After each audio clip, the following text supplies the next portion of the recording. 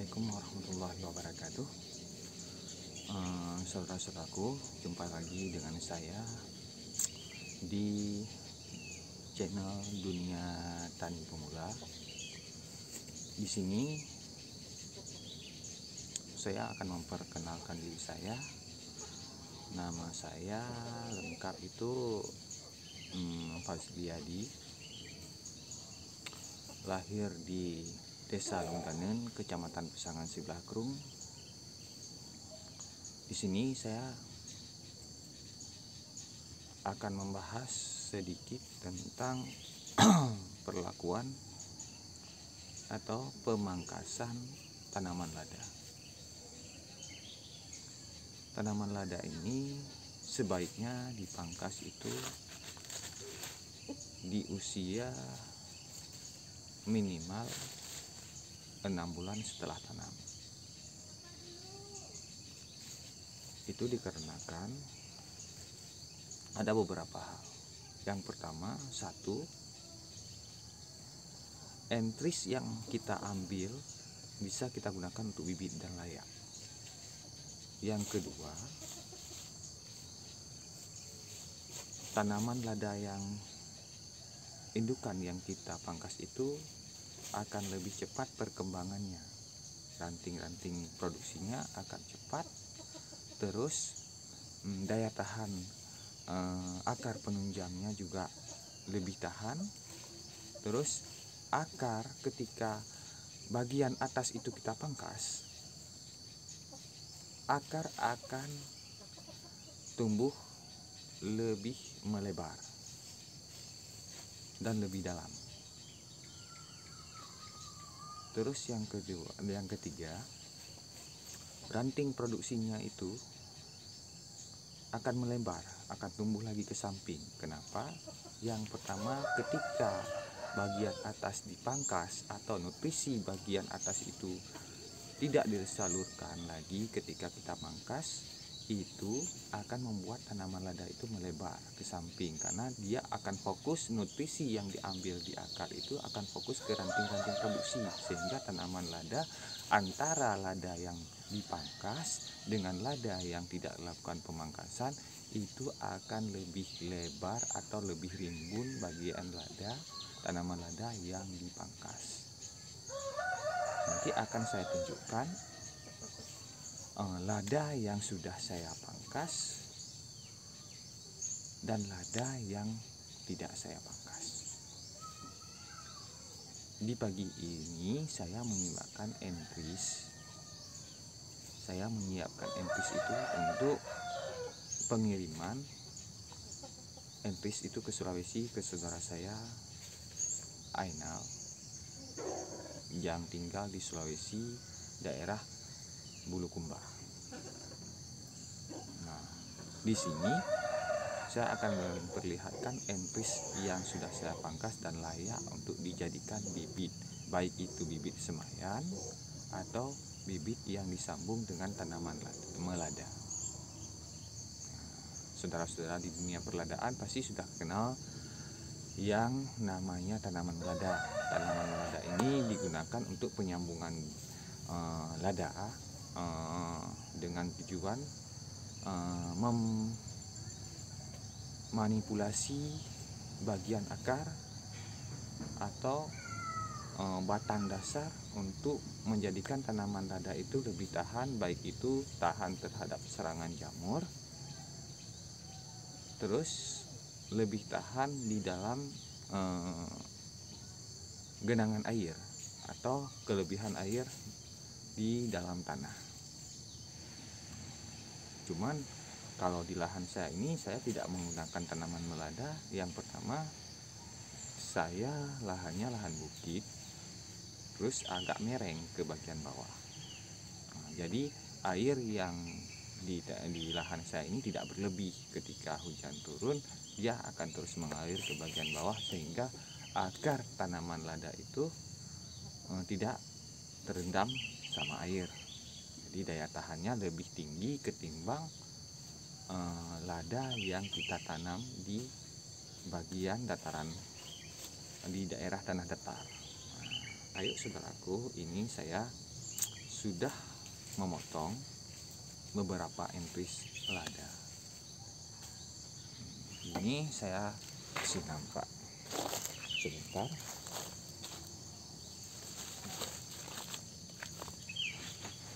Ini saya tunjukkan. Ini entris lada varietas daun lingkup. Ini saudaraku, akar-akar yang menempel di tajar. Terus entris yang kita ambil itu layak.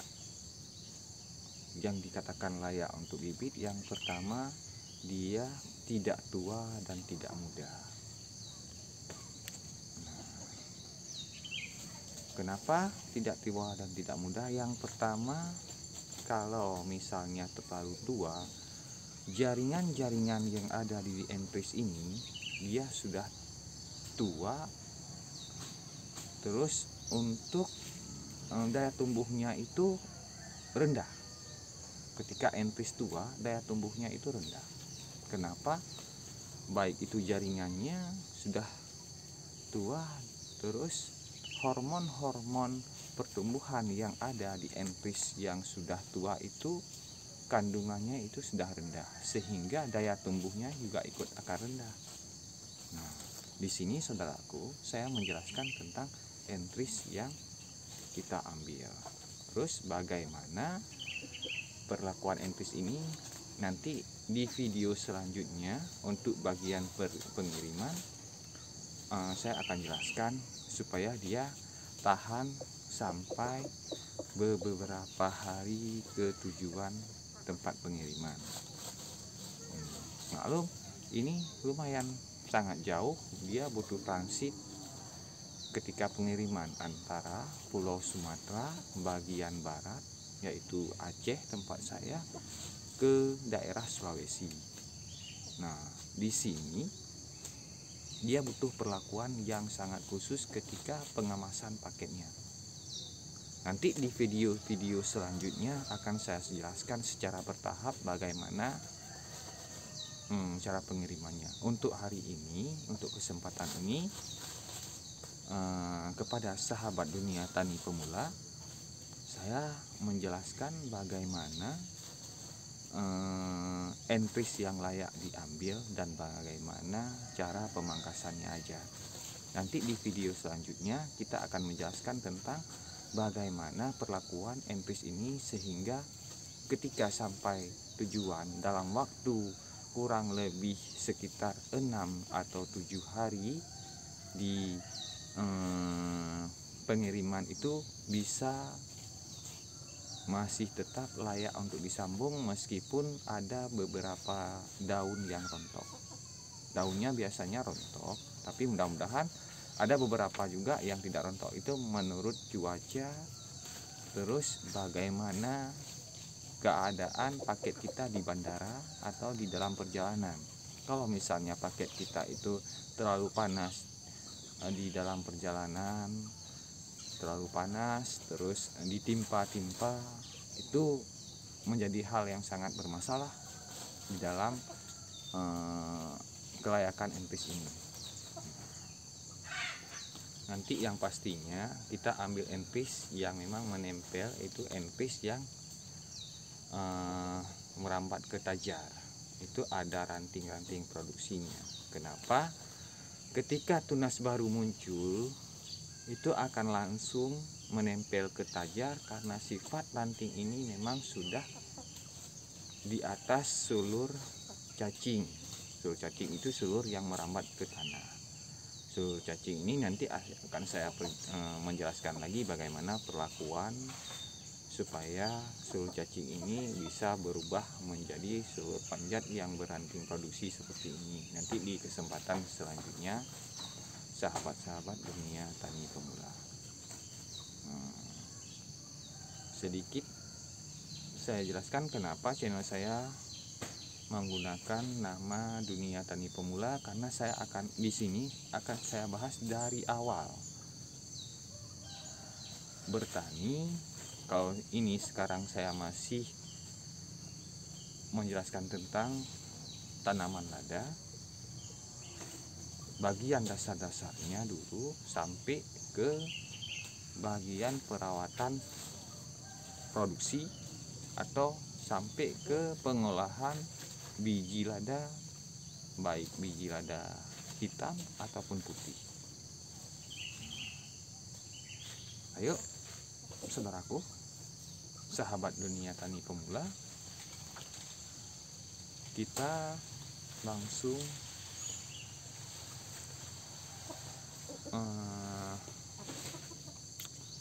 melihat bagaimana tanaman indukan yang layak dan entis yang layak ketika pangkas tanaman lada, dan di mana letak posisi pemangkasan yang baik untuk tanaman lada indukan itu sendiri.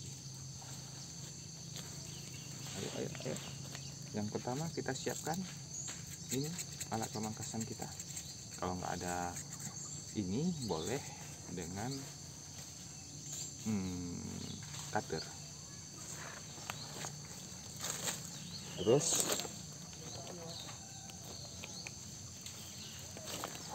ada tali pengikat. Ini gunanya setelah kita pangkas lada, indukan lada tersebut akan kita ikat nanti supaya tunas baru tidak menjalar atau mampu naik lagi ke tajam. Terima kasih. Ayo saudaraku, kita lanjut.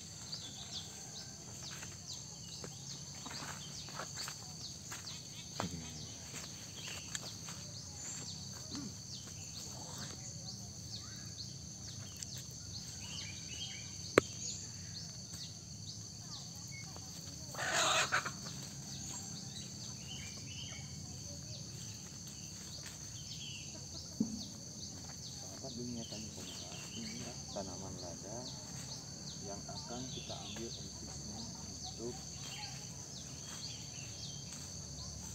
kita jadikan indukan. Terus kita lihat ada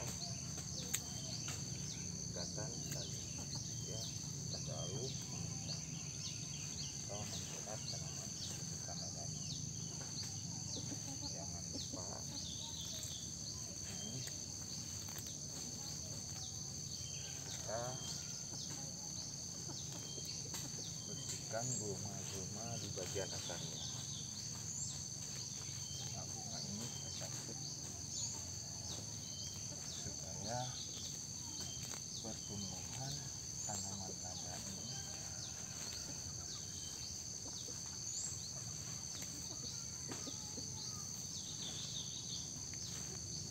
tidak diserang oleh jamur yang menyerang akar tanaman lada tersebut.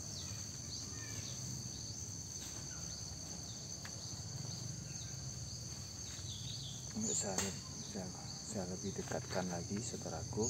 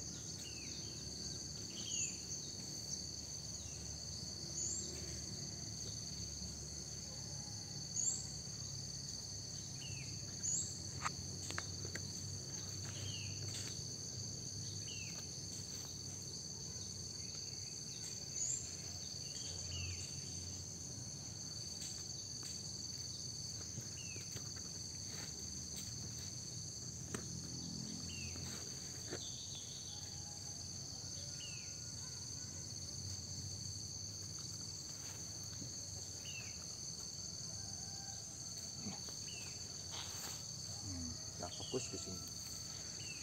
Nah, saya akan menjelaskan di mana kita akan memotong entris lada. Kita lihat dulu ranting-ranting produksinya. Yang akan kita potong itu, nah, di sini. Kenapa Kenapa?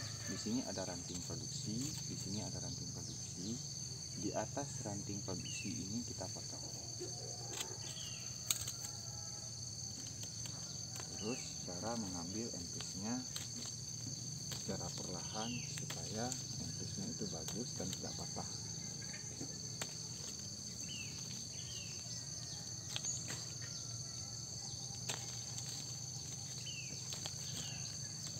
Ini saudaraku, dan ini pemangkasannya. Itu kira-kira kalau untuk usia 6 bulan sekitar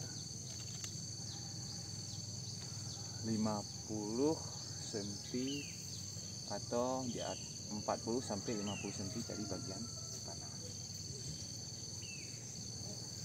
Yang sebelah sini kita lihat lagi ada ranting produksinya bagian bawah, itu di atas kedua ranting produksi. Yang terakhir, terus ada selangan di atasnya beberapa ke ranting produksi selanjutnya. Boleh juga yang nggak ada selangan. Ini sudah kita pangkas. Nah, ini entis ada ini usia sekitar 10 bulan setelah tanam.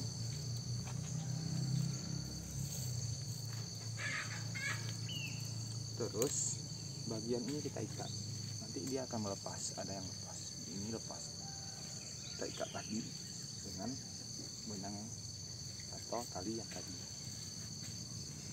Gunakan tali plastik supaya tidak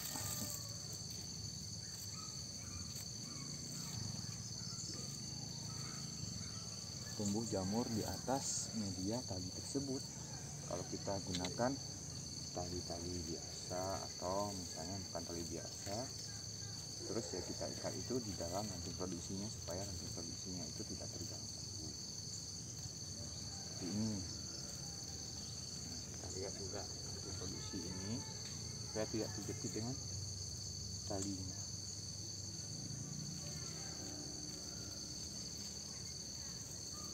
Terus kita ikat rapat.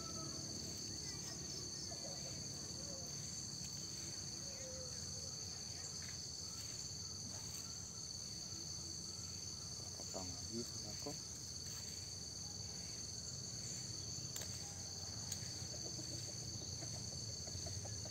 Bagian bawah ranting produksinya kita jaga jangan sampai terjepit dengan batang dasar atau batang rambatnya.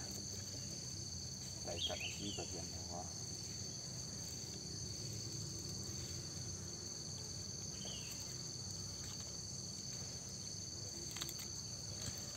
Nah, perhatikan saudaraku, bagian ini kita berharap nanti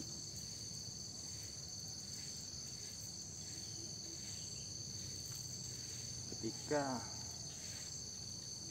sudah mengalami pemangkasan seperti ini, kita berharap ranting-ranting produksi yang ini akan muncul. Nah, di sini saya menjelaskan di mana ketika pemangkasan ini dilakukan, nutrisi yang diserap dari tanah dia akan fokus ke ranting-ranting produksi bagian samping dan akan muncul tunas-tunas.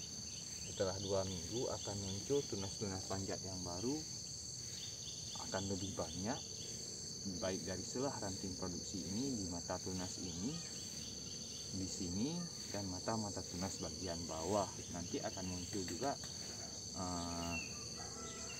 beberapa tunas panjat yang dari bagian bawah. Kalau bagian yang terlalu bawah itu nanti kita pelihara cukup 2 atau 3 tunas panjat yang akan kita naikkan ke tajar dari bagian bawah. Nah, dari dasar ini sudah 2, nanti kita akan siasati 1 lagi untuk membuat lada ini lebih rimbun. Ketika tunas bagian bawah itu muncul, kita akan pelihara 1 lagi di daerah sekitar sini. Bagian bawah ini muncul.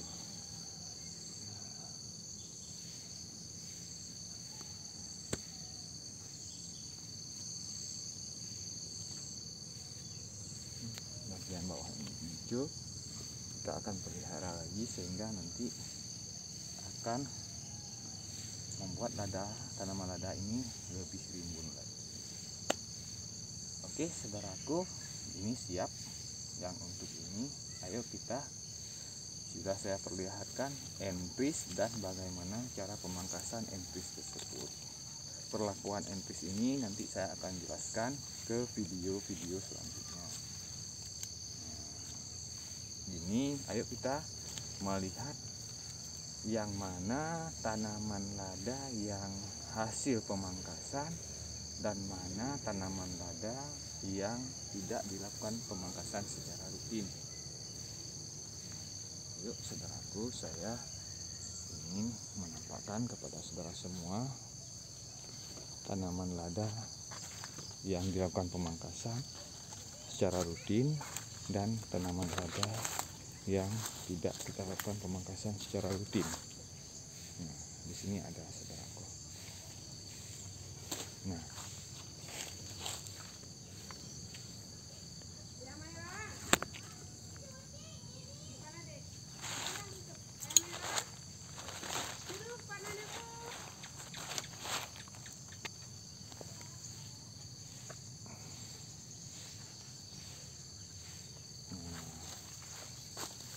di sini saudaraku saya memperlihatkan tanaman lada yang memang saya lakukan pemangkasan secara rutin.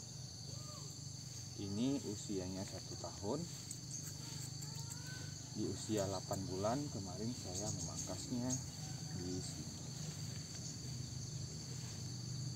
Nah, kita lihat ranting produksinya muncul, terus muncul tunas-tunas baru, terus ini lebih lebar. Dan ada beberapa yang memang muncul malai.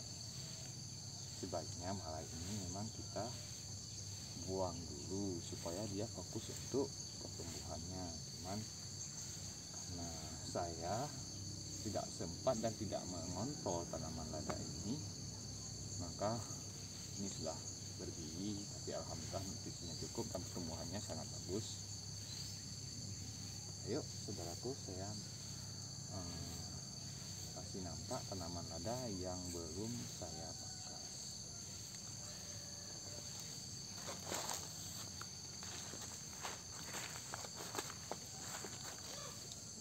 Nah, kita lihat saudaraku, ini tanaman lada yang tidak saya pangkas, cuma saya rawat-rawat aja. Tanaman ladanya tinggi dan beranting produksi, tetapi dia tidak lebar. Nah, di sini kita lihat dia ramping, kurus. Kenapa? Karena nutrisinya akan terus fokus ke bagian atas, ke tunas-tunas baru. Dan resikonya ranting produksi di awal tidak cukup nutrisi karena tanaman lada ini fokus nutrisinya ke bagian bawah, sehingga ranting ini menguning dan daunnya rontok.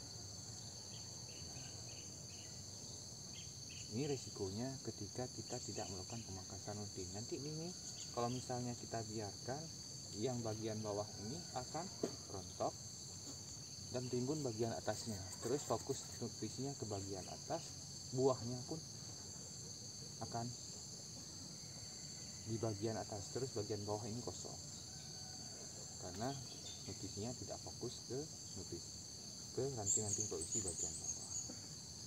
Terus kita lihat saudaraku, ini gulmanya sebaiknya memang dibersihkan. Itu rutin bagian perakaran, apalagi tanaman lada kita ini tidak kita sambung dengan tanaman. Ini kita lihat sudah muncul ranting produksi.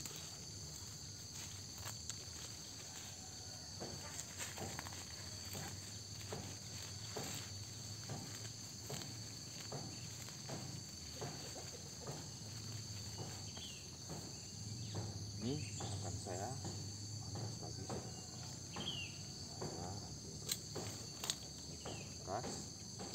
supaya dia fokus. Terus bagian bawahnya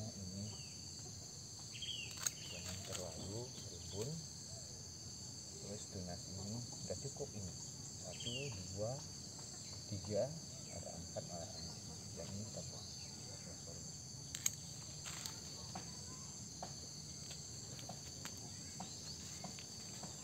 Terus ranting produksi bagian bawah ini kita buang.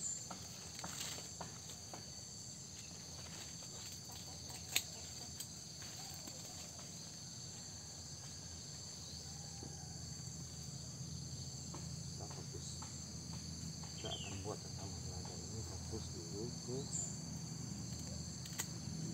telat kita lakukan pemangkasan, dan ini yang tua tidak layak lagi untuk kita jadikan enpis sebagai bibit. Jadi kita wajib memangkasnya.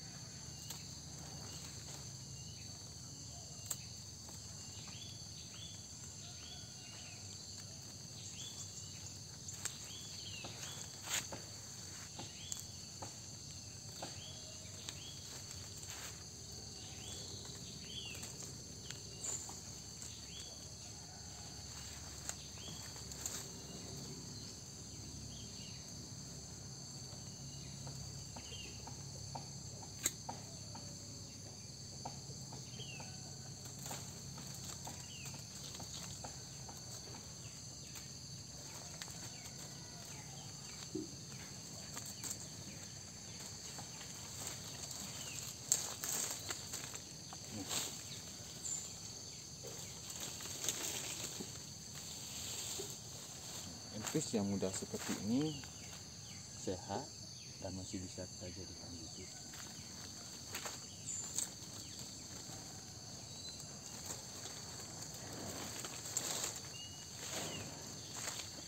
Terus kita lihat saudaraku, ini enpis batang lada yang tua. Ini bagian yang tua ini tidak layak lagi kita jadikan bibit. Nanti kita akan membuang. Lihat, mungkin ada beberapa saudara kita yang menggunakan tanaman lada seperti ini untuk dijadikan bibit, tapi pertumbuhannya itu lama, tunas barunya lama untuk tumbuh. Tapi ada beberapa saudara-saudara yang menggunakan ini. Saya tidak merekomendasikan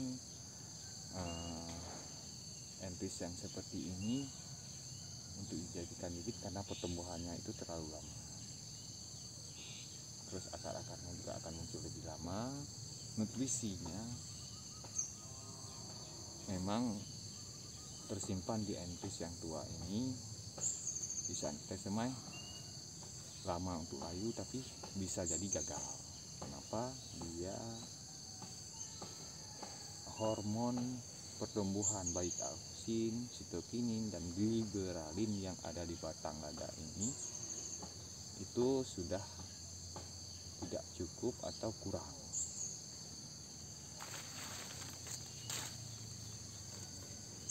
Lihat, kita perhatikan bagian bawah enpis ini, terus bagian atasnya lebih segar dan lebih bagus daun-daunnya karena emang akan fokus di sini ke ranting produksi. Jadi ini kita ambil yang sehat dan layak dijadikan untuk bibit, yang seperti ini di atas yang tadi.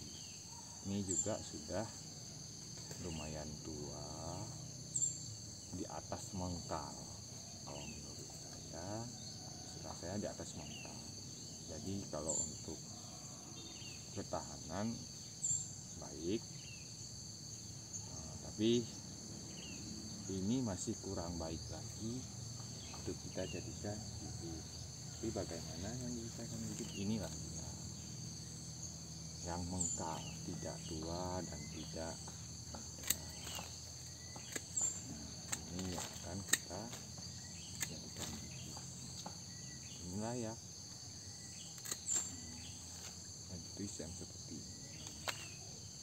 Ranting-ranting produksinya kita buang. Kita akan memotong 2, 4, 6 ruas. Nanti ketika dipotong saudara kita bisa bisa disambung atau disemai dua-dua ruas. Kalau untuk satu ruas itu boleh kita sambung, tapi harus bibit yang ada di lahan. Kenapa? Supaya tidak layu. Kalau untuk bibit pengiriman itu saya tidak merekomendasikan untuk penyambungan satu ruas, karena nutrisi yang di dalam satu ruas itu pasti kurang.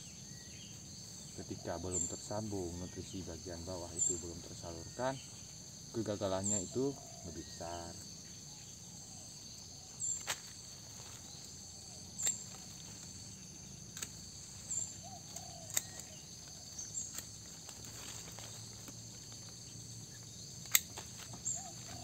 Di saudaraku, saya akan memperlihatkan 2 minggu setelah pemangkasan tanaman lada yang ini umurnya sudah 1 tahun, tapi perawatannya kurang, tidak dilakukan pemangkasan dengan baik, tidak rutin. Nanti kita lihat pertumbuhan setelah pemangkasannya. Mudah-mudahan apa yang kita harapkan dikabulkan sama Allah Subhanahu wa Ta'ala. Kita sebagai hamba cuma disuruh berikhtiar. Jadi yang kita ikhtiarkan mudah dikabulkan sama Allah.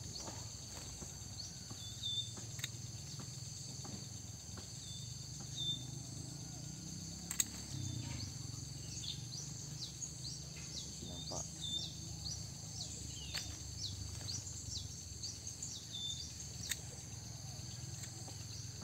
Ini kalau muda di bagian pucuknya kan, yang di 3, 1, 2, 3 ini tidak layak untuk dijadikan bibit karena terlalu muda. Kita potong. Ini bisa kasih aja ke saudara dan kita di luar hitungan kita nanti. Sebagai bonus, semoga ini sehat dan sampai tujuan dengan selamat dan mampu berkembang di daerah Sulawesi nanti. Oke, saudaraku, saya sudah memperlihatkan tanaman lada yang dilakukan pemangkasan rutin di umur 1 tahun dan yang tidak dilakukan pemangkasan rutin. Perbedaannya itu di mana? Ini ranting-rantingnya bisa kita lihat kurang sehat, rontok ya. Nah, nanti kita akan melihat saudaraku, lihat menguning dia, kekurangan nutrisi ini. Tidak lakukan pemangkasan. Ketika kita melakukan pemangkasan, nutrisinya pasti akan tersalur. Tunas-tunasnya di ratas anti produksi ini akan muncul, terus ada yang akan muncul malai buahnya nanti. Jadi kita buang dulu. Setelah 2 minggu saya akan membuat video lagi dan melanjutkan video ini. Ayo, sekian dari saya. Salam santun selalu dari saya di Aceh untuk saudara-saudaraku yang lain, baik di daerah Aceh maupun di luar Aceh. Terima kasih banyak telah mengikuti channel saya di Dunia Tani Pemula. Terima kasih juga untuk saudaraku yang sudah subscribe, like, dan komen. Dukung terus channel saya supaya channel ini bisa berkembang lebih baik lagi, dan banyak informasi dan ilmu-ilmu menarik tentang dunia pertanian yang akan saya share ke saudara-saudara. Semoga aja bermanfaat dengan tujuan kita berbagi ilmu, berbagi informasi bersama, kita mampu bisa jauh lebih baik lagi. Salam santun selalu. Assalamualaikum warahmatullahi wabarakatuh.